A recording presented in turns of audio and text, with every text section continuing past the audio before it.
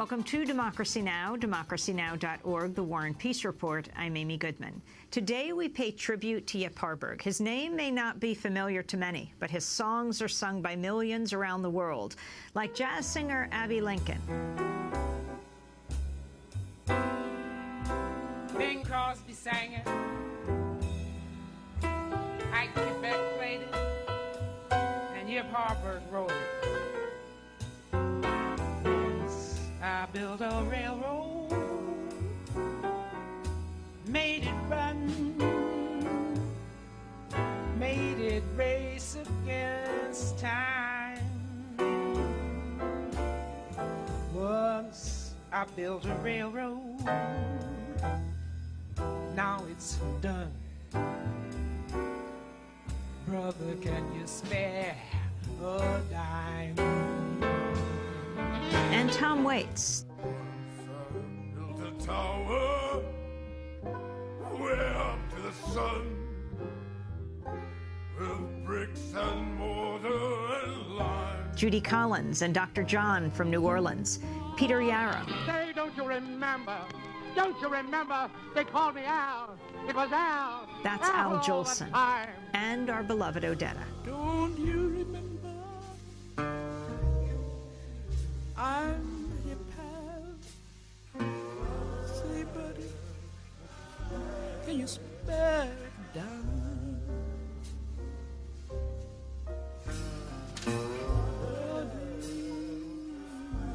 Can you spare a dime?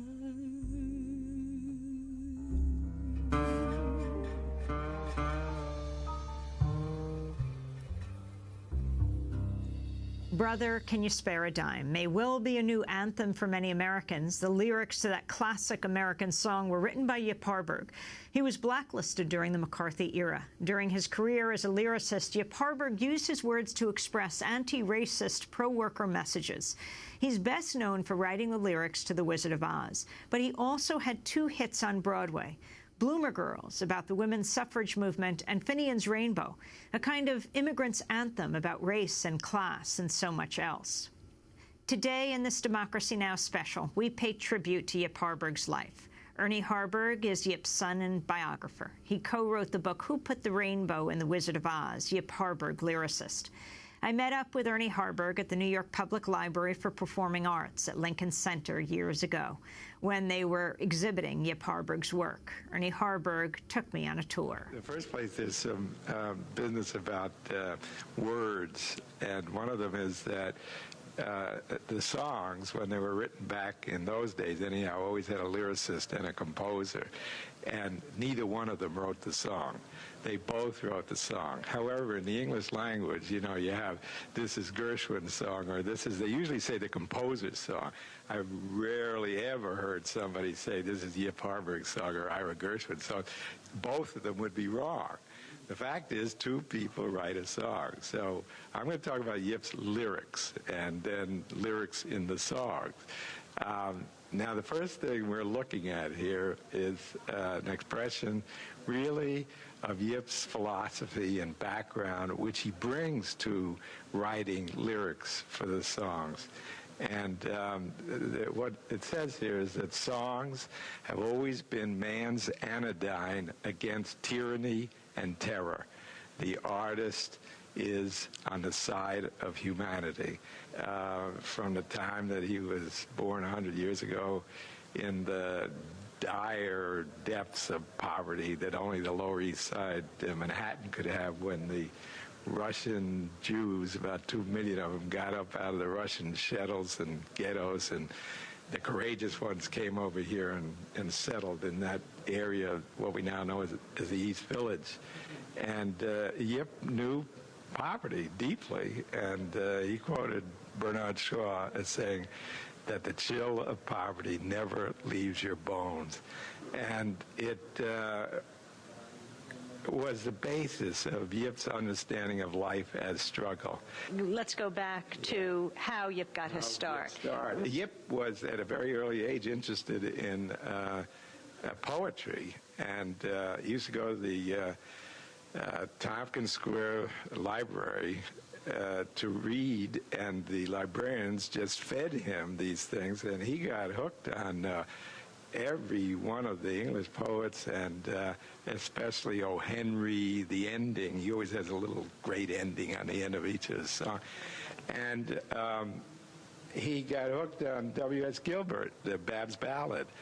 And then when he went to Townsend High School, they had them sitting in the seats by alphabetical order. So Yip was H and Gershwin was G. So Ira sat next to Yip. One day, Yip walked in with Bab Ballads, and Ira, who was very shy and hardly spoke with anybody, just suddenly lit up and say, "Do you like those?" And they got into a conversation.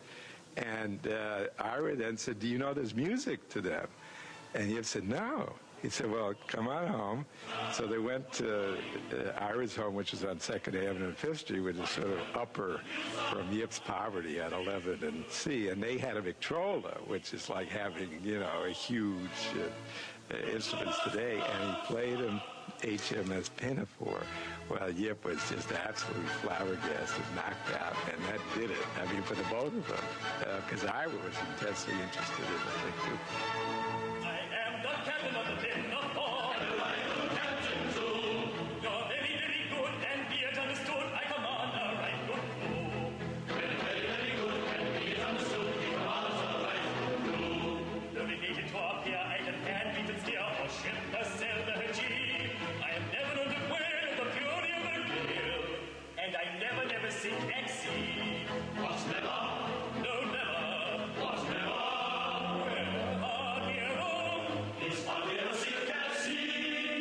That began their lifelong friendship. And Ira went on to be one of the pioneers with 25 other guys, Jewish, Russian immigrants, who developed the American musical theater.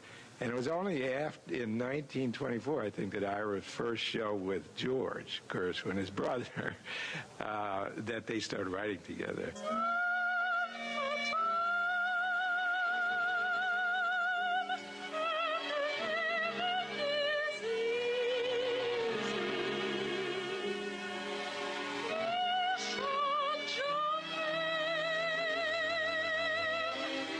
The Gershwins, Porgy and Bess in 1940.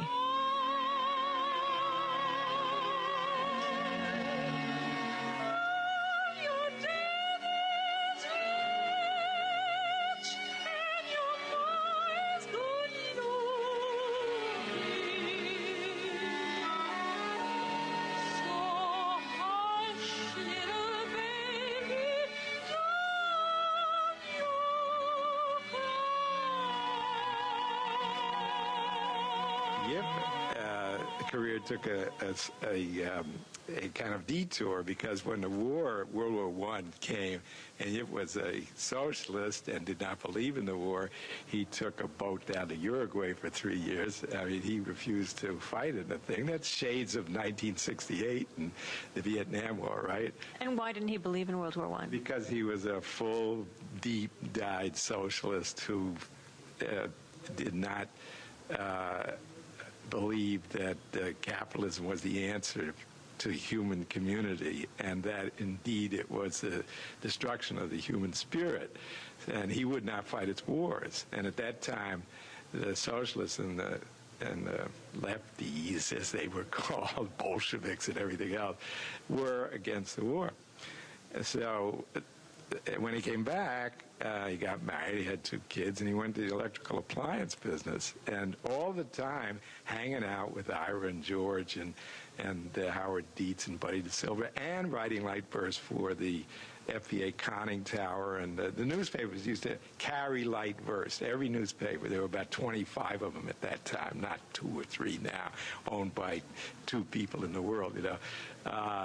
And they actually carried light verse. Well, Yip and Ira and Dorothy Parker, the whole crowd had light verse in there, and they loved it. So when the crash came and Yip's business went under, and he was about anywhere from $50,000 to $70,000 in debt, his partner went bankrupt. He didn't. He repaid the loans for the next 20 or 15 years at least. Ira and he agreed that he should start writing lyrics. Let's talk about what Yip is most known for. Finian's Rainbow, The Wizard of Oz. Right here, what do we have in front of us? We have a lead sheet. We are in the gallery of the Lincoln Center for the Performing Arts, and there's an exhibition called The Necessity of Rainbows, which is the work of Yip Harburg. And we are looking at the lead sheet of Brother Can You Spare a Dime, which came from a review called Americana, which it was the first review which had a political theme to it. At that time, the notion of the forgotten man. You have to remember what the Great Depression was all about. It's hard to imagine that now. But when Roosevelt said 1/3 of the nation are ill-clothed, ill-housed, and ill-fed, that's exactly what it was. There was at least 30% unemployment at those times. And among blacks and minorities, it was 50, 60%. And there were bread lines. And now the rich, kept living their lifestyle. But Broadway was reduced to about 12 musicals a year from a prior in the 20s about 50 a year, okay? So it became harder. But the Great Depression was the dominant fact of life in everybody's mind, and all the songs were censored, I use that loosely, by the music publishers. They only wanted love songs or escape songs, so that in 1929 you had Happy Days Are Here Again, and you had all of these kinds of songs. There wasn't one song that addressed the Depression in which we were all living. And this show, the Americana show, Yip was asked to write a song or get the lyrics up for a song which addressed itself to the bread lines, okay? And so he at that time was working very closely with Jay Gorney. Jay had a tune which he had brought over with him when he was 8 years old from Russia, and it was in a minor key, which is a whole different key. Most popular songs are in major, and it was a Russian lullaby, and it was da da da da da da da da da, and Jay had, somebody else had lyrics for it. Once I knew a big blonde, and she had big blue eyes. She was big blue, like that. And it was a torch song, which we talked about. And Yip said, well, could we throw the words out, and I'll take the tune. All right. And if you look at Yip's notes, which are in the book that I mentioned, you'll see he started out writing a very satiric, comedic song. At that time, Rockefeller, the ancient one, was going around giving out dimes to people. And Yip had a satiric thing about, can I share my dime with you, you know? But then, right in the middle, other images started coming out in his writings. And you had a man in a mill, and the whole thing turned into the song that we know it now, which is here and which I can read to you.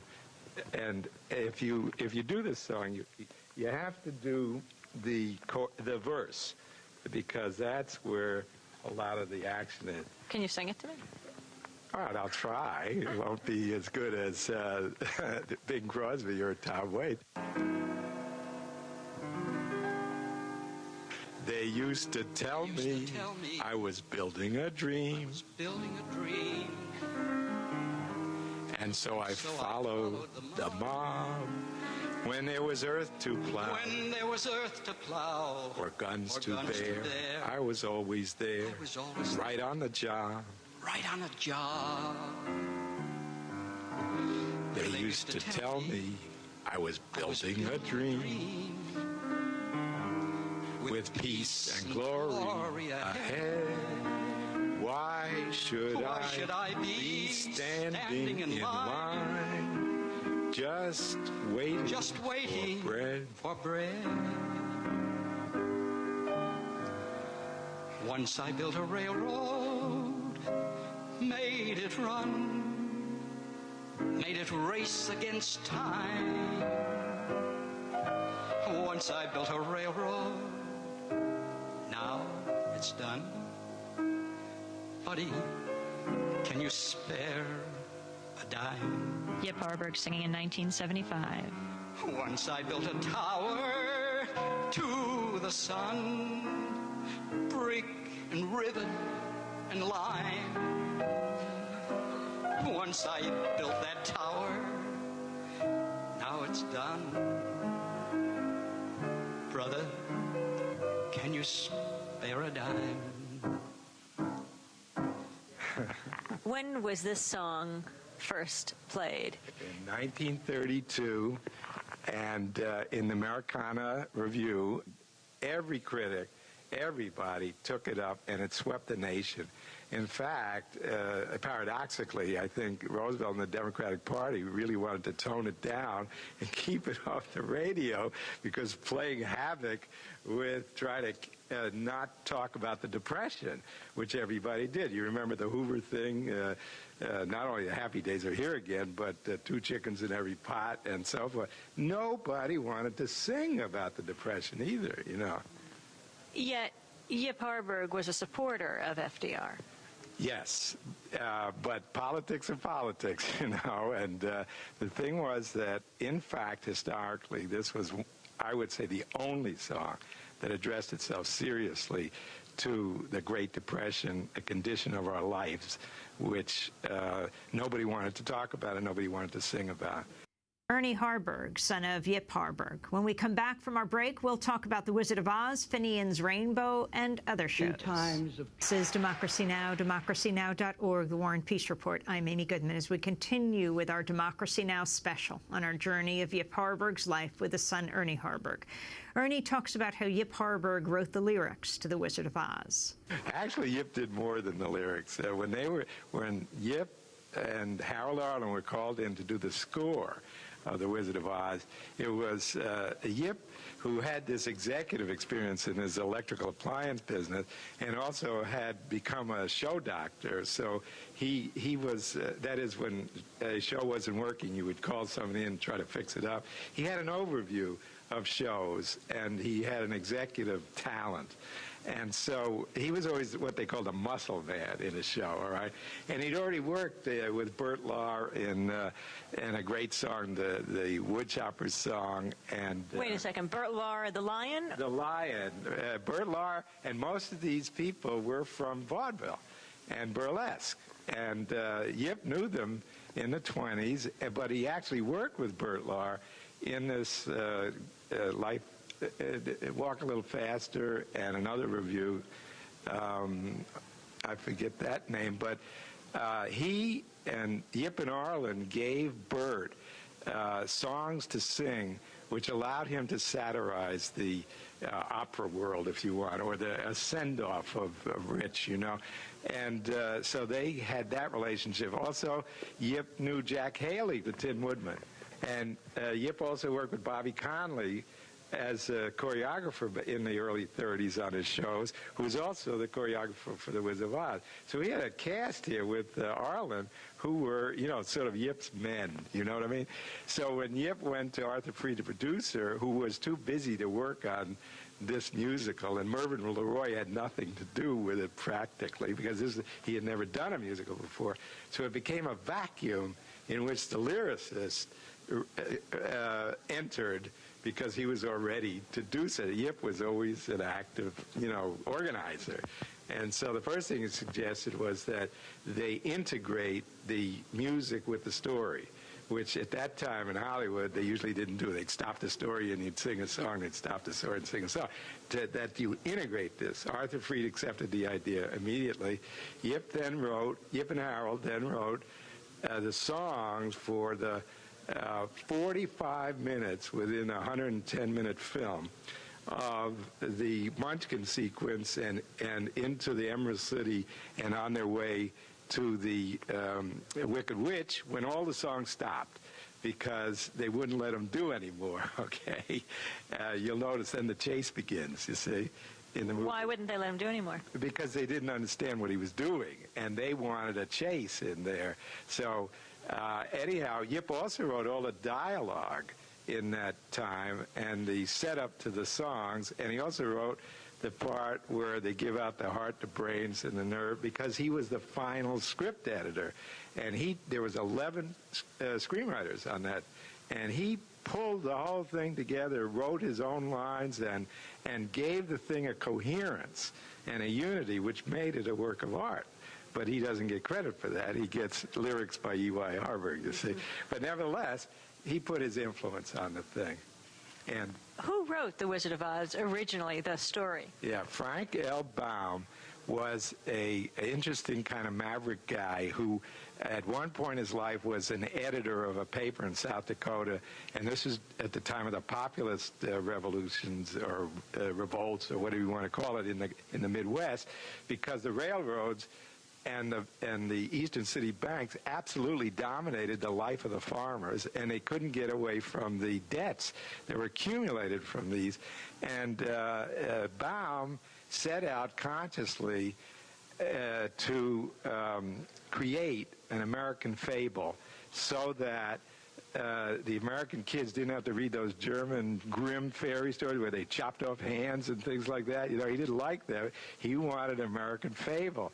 But it had this underlay of political symbolism to it, that the farmer, the scarecrow, was the farmer. He thought he was dumb, but he really wasn't. He had a brain. And the Tin Woodman was the laborer in the factories who, with one accident after another, he was totally reduced to a tin man with no heart, all right, on the assembly line. And the Cowardly Lion was William Jennings Bryan, who kept trying, was a big politician at that time, promising to make the world over with the gold standard, you know. And the wizard, or the humbug type, was the Wall Street finances, and the wicked witch was probably the railroads, but I'm not sure, all right? So it was a beautiful matchup here with Frank Baum and Yip Harburg, okay? Because in the book, the word rainbow was never once mentioned. And you can go back and look at it. I did 3 times. The word rainbow was never once mentioned in the book. And the book opens up with Dorothy on a black and white world that Kansas had no color. Just read the first paragraph in it. So when they got to the part where they had to get the song for the little girl, they hadn't written it yet. They had written everything else. They hadn't written the song for Judy Garland, who was a discovery by one of Yip's collaborators, Burt Lane, and nobody knew the wonder in her voice at that time. So they worked on this song, and at that time, Ira, Yip, Larry Hart, and the others thought that the composers should create the music first. Now, they were both locked into, the lyricist and the composer were locked into the storyline and the character and the plot development. So they both knew that at this point there was a little girl in trouble on the Kansas City environment, all right, and that she yearned to get out of trouble, all right. So Yip gave Harold what they call a dummy title. It's not the final title, but it's something that more or less zeroes in on what the situation is all about and what this little girl is going to take a journey, all right? So Yip gave him a title, I Want to Get on the Other Side of the Rainbow. Now, here's what happens, and I want you to play this symphonically.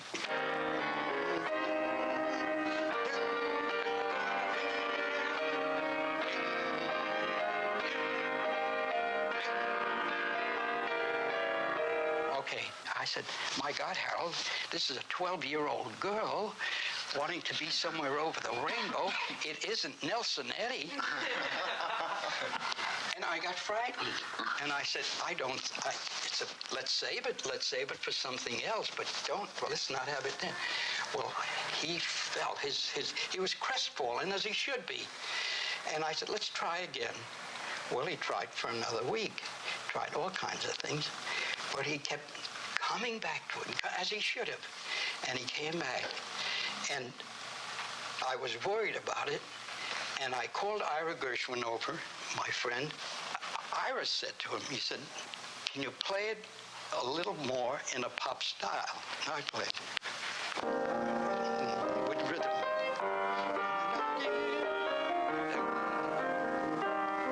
Okay. I said, oh, well, that's great. That's fine. I said, now we have to get a title for it. I didn't know what the title was going to be. And when he had,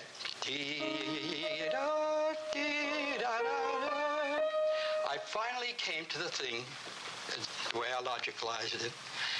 I want to be somewhere on the other side of the rainbow. And I began trying to fit on the other side of the rainbow. When he had a front phrase like, da, da, da, da, da. Now, if you sang E, you couldn't sing E, E, E. You had to sing O. That's the only thing that would get out. And I had to get something with O in it, see? Over the rainbow. Now, that sings beautifully. See? So this sound forced me into the word over, which was much better than on the other side.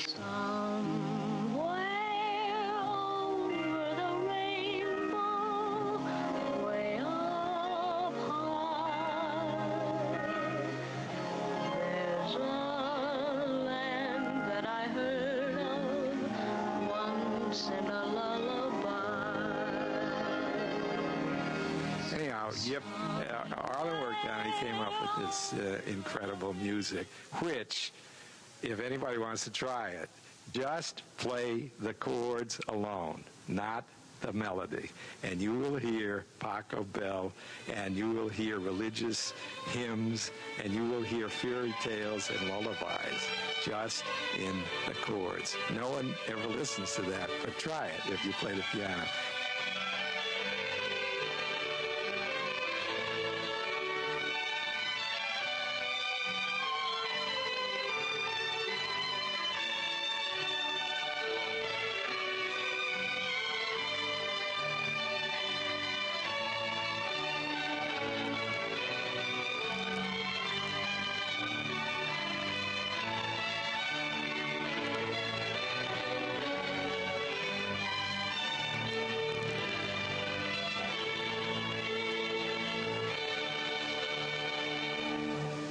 At any rate, on top of these chords, then Harold started the thing off with an octave jump.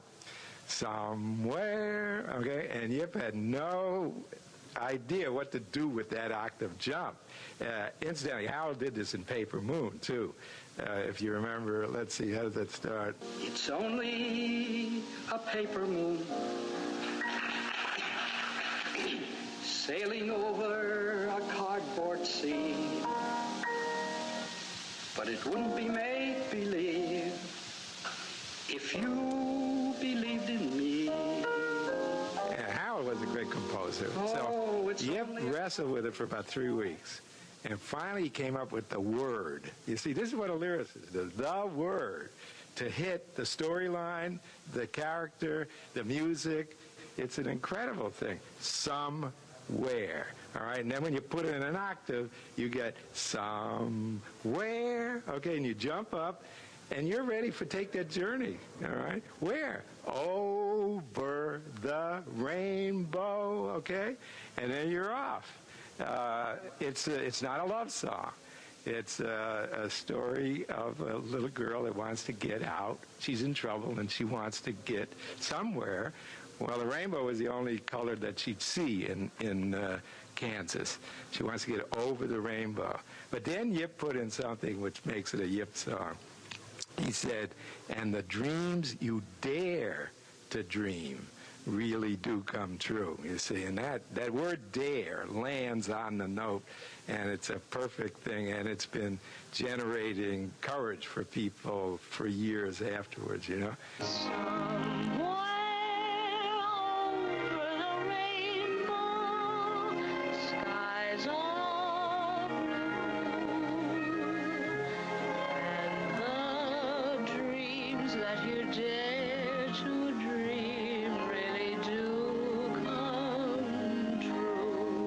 that's the way that the whole score came. Was it a hit right away?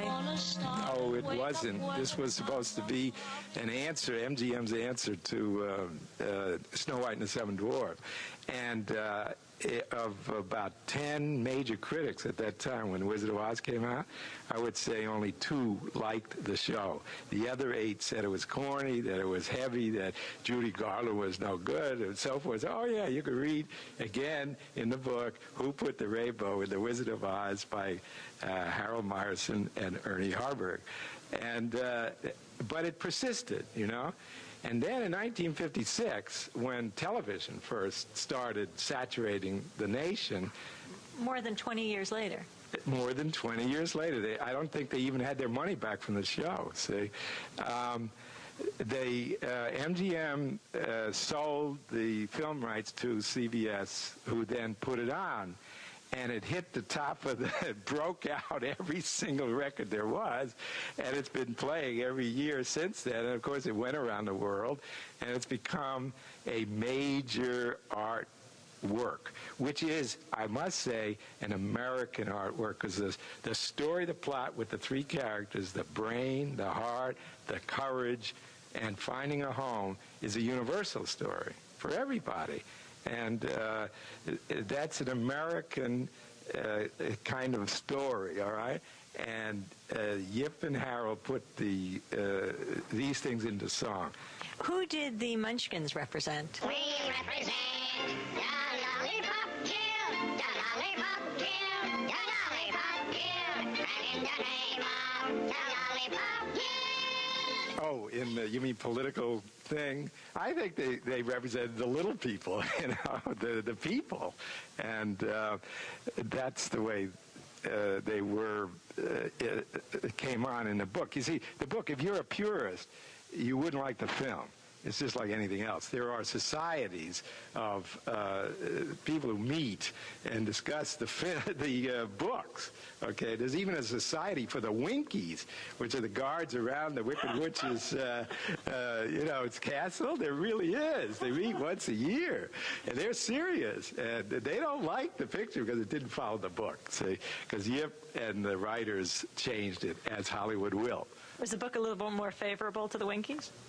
No. Well, yes. The Winkies were good people, and they were played up there. If you go back and read the book, you will see that they were a lovely, decent kind of people. Yes.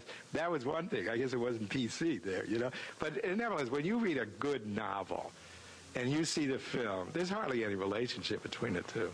All these lines from a film have entered the American language in a way that people don't even know where they came from. You know,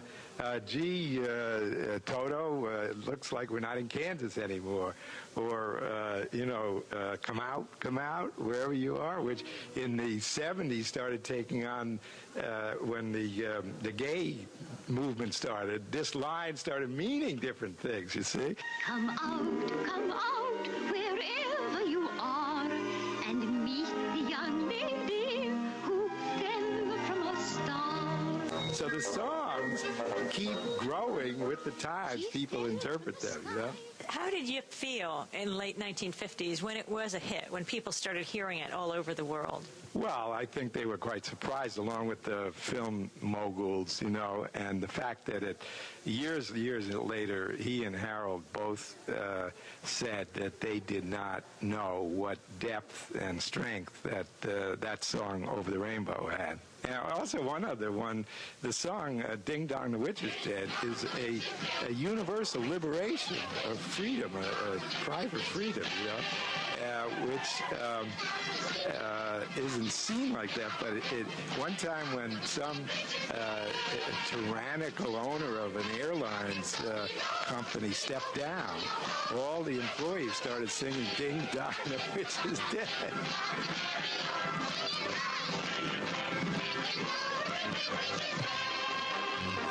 So people use these words, and during the war, World War II, We're Off to See the Wizard was sung by troops marching, you know. So, but nobody knows that Yip wrote the words. Now Harold wrote the music, and the songs were Yip's and Harold's. That's right. We're out to see the wizard, the wonderful Wizard of Oz. This is Democracy Now!, democracynow.org, the War and Peace Report. If you'd like a copy of today's show, you can go to our website at democracynow.org. Back in a minute. This is Democracy Now!, democracynow.org, the War and Peace Report. I'm Amy Goodman as we continue on our tour through the life of lyricist Yip Harburg with his son, Ernie Harburg. We're walking through the gallery here at the Lincoln Center for the Performing Arts, which has the Necessity of Rainbows, which dedicated to the works of Yip Harburg, the lyricist.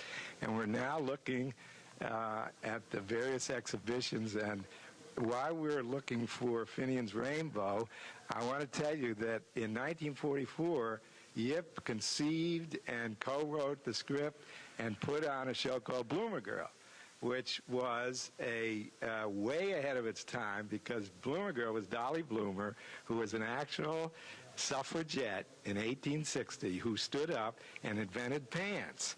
And it was radical in those days. And the show was about Dolly Bloomer, and she ran an underground railroad bringing slaves up, and she had an underground paper, and she was an incredible woman. And this was a political show. Some great songs in there. Maureen McGovern does Right as the Rain in a great way. Lena Horne does Eagle and Me, which was the first song on Broadway that wasn't a blues lamentation about the black-white situation. It was a call to action. We gotta be free, the Eagle and Me, okay? And Dooley Wilson, who was in Casablanca, sang that. We gotta be free. The Eagle and Me. So again, Yip managed to get his philosophy into his show, which was the second truly integrated American musical after Oklahoma. And while, it has been played around, it still marked that historically. After that came You mean blacks and whites playing in the cast? No, not in there. In Finian's Rainbow, I mean that it was a political statement. Bloomer Girl was a political statement, and it was a smash hit. In 1946, Yip conceived the idea, the script for Finian's Rainbow, which was meant to be an anti-racist and, in a certain sense, anti-capitalist show also. Let's find it. All right. Let's find Finian's Rainbow. Here's Cabin in the Sky, which is the first all-black Hollywood film in the 40s, which Yip and Harold did also. Happiness is Just a Thing came called Joe. Here's Bloomer Girl that I'm talking about. So we should be somehow coming onto Finian's Rainbow. But here's Yip. Here, there is a video of Yip talking if you want to meet the man. You got into political trouble in this country at a time when a lot of people got into political trouble during the McCarthy years. Were you blacklisted? Thank God, yes. During that McCarthy period, were they actually going through your lyrics with a fine-tooth comb looking for lines that might be subversive, that might show Yip Harburg's true political colors? Yes. I wrote a song for Cabin in the Sky, which Ethel Waters sang, and it was part of the situation, the picture. Here was a poor woman who had nothing in life except this one man, Joe. And she sang, "It seemed like happiness is just a thing called Joe." Seemed like happiness is just a thing called Joe. One of the producers, with not a macroscope but a microscope, found in this lyric that happiness is just a thing called Joe was a tribute to Joe Stalin. We're kidding about it now, but the country, this was the blackest and darkest moment in the history of this beautiful country. Sometime the cabin gloomy and a table bare. Soon he kissed me, and it's Christmas everywhere. Trouble fly away, and life is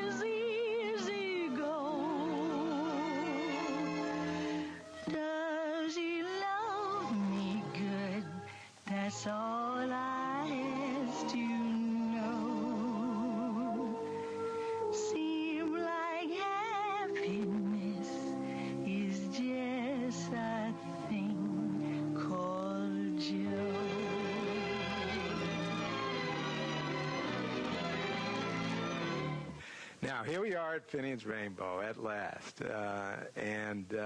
This was, Yip conceived this in 1946, and Fred Sadie, who was his co-script writer, and Harold Arlen demurred from writing this because he felt that it was Yip was too fervent in his political themes, and Harold wanted to do something else. So Yip got Burt Lane, and then came out this great score from Finian's Rainbow, Old Devil Moon.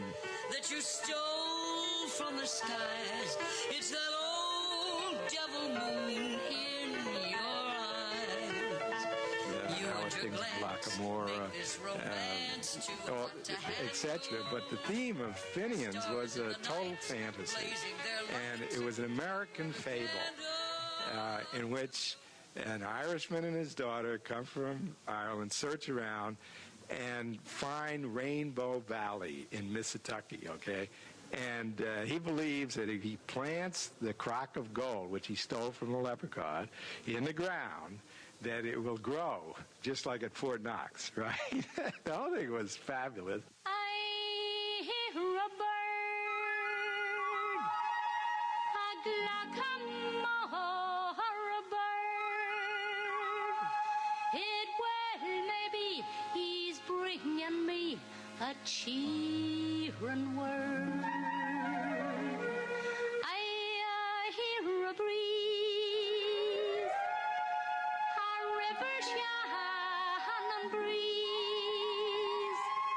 It well maybe it's followed me across the seas. Then tell me, please,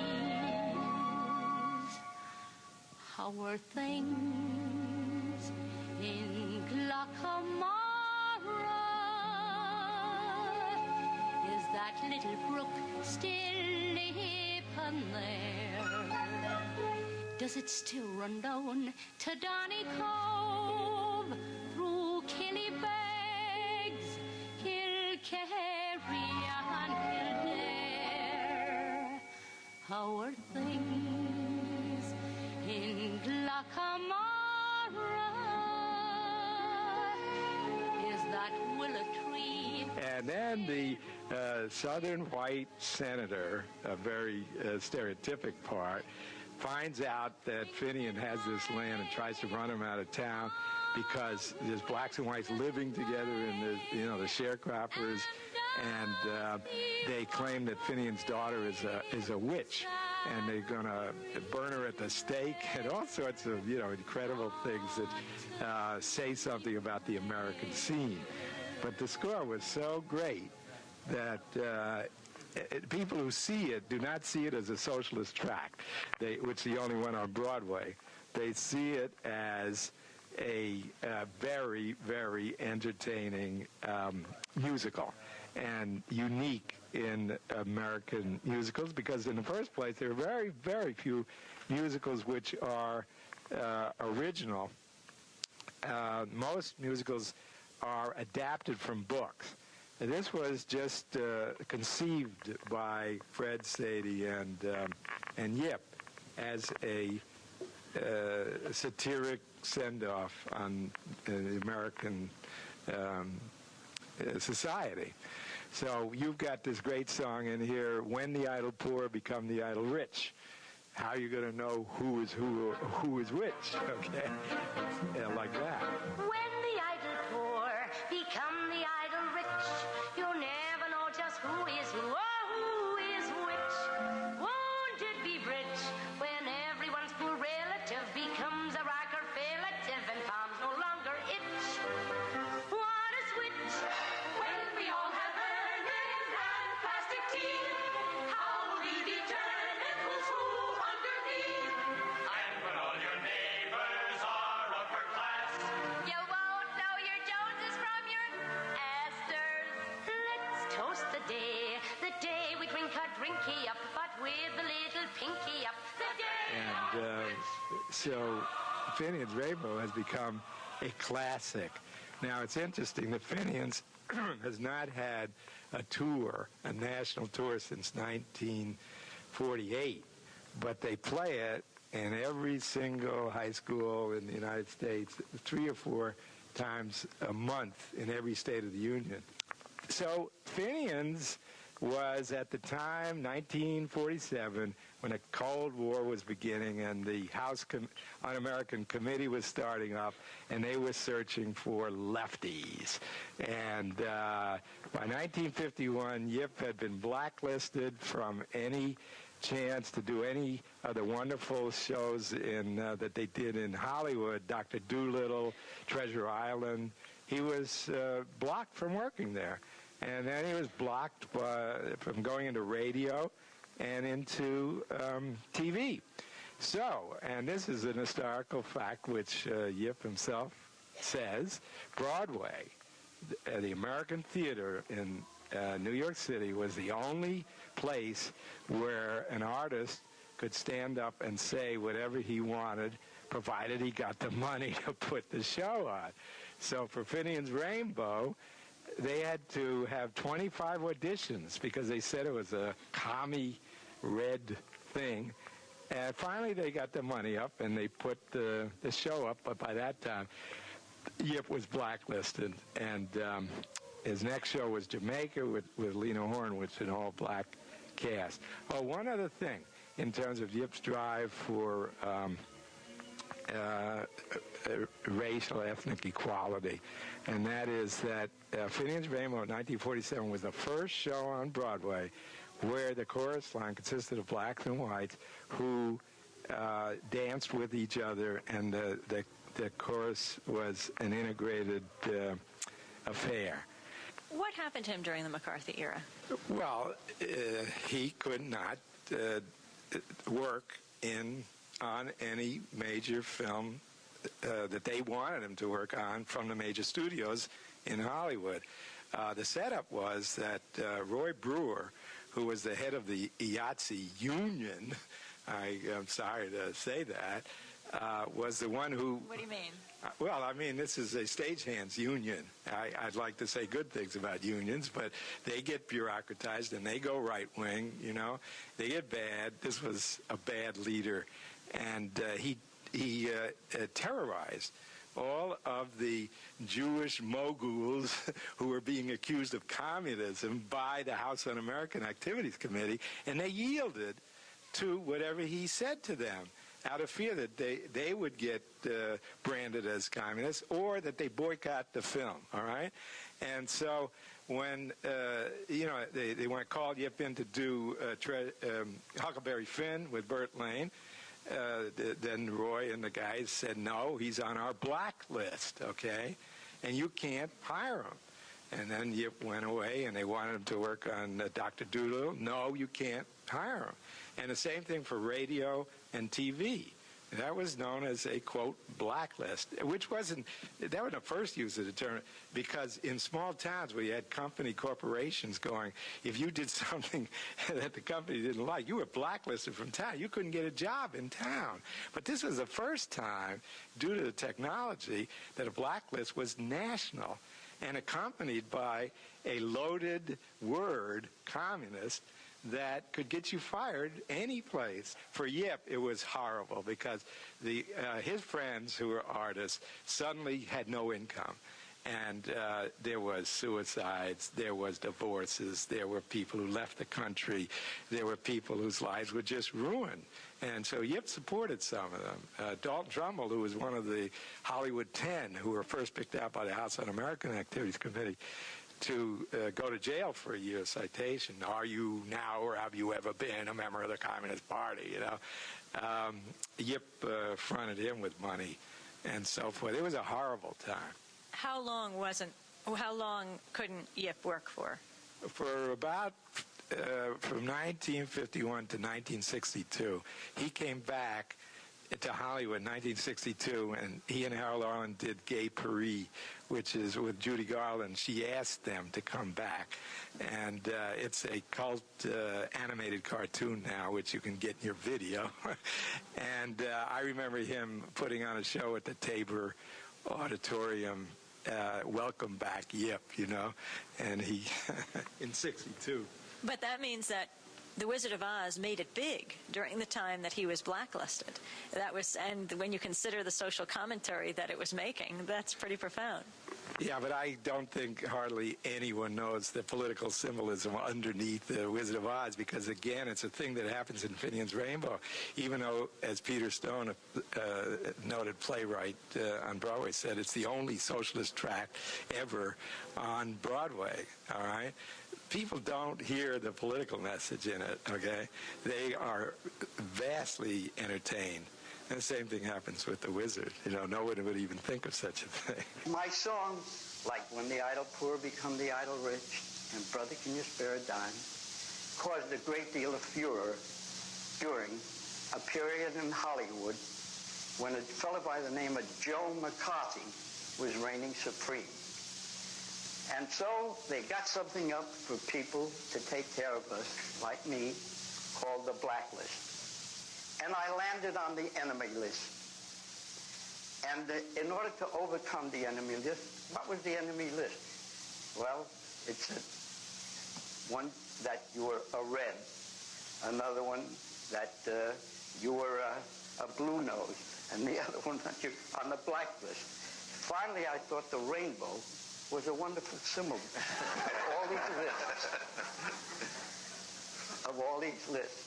In order to overcome the enemy list and this rainbow that they gave me the idea for, I wrote this little poem. Lives of great men all remind us greatness takes no easy way. All the heroes of tomorrow are the heretics of today. Socrates and Galileo, John Brown, Thoreau, Christ, and Debs heard the night cry, down with traitors, and the dawn shout, up the Rebs. Nothing ever seems to bust them. Gallows, crosses, prison bars. Though we try to readjust them, there they are among the stars.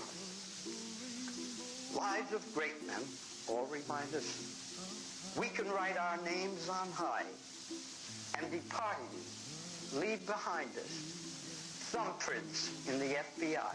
Today's program was actually produced for radio in 1996 with Errol Maitland and Dan Coughlin. Special thanks to Gary Helm, Brother Shine, and Julie Drizzen. Democracy Now! Is produced by Mike Burke, Renee Feltz, Aaron Mate, Nermeen Sheikh, Steve Martinez, Sam Alkoff, Hani Masood, Robbie Karen, Ryan Dever, Adina Gazderman Al Khan, Mike DeFilippo, Miguel Noguera, engineer. Special thanks to Becca Staley, Julie Crosby, Nick Gilla, Hugh Grant, Jessel Noor, Jessica Lay. I'm Amy Goodman. Thanks so much for joining us.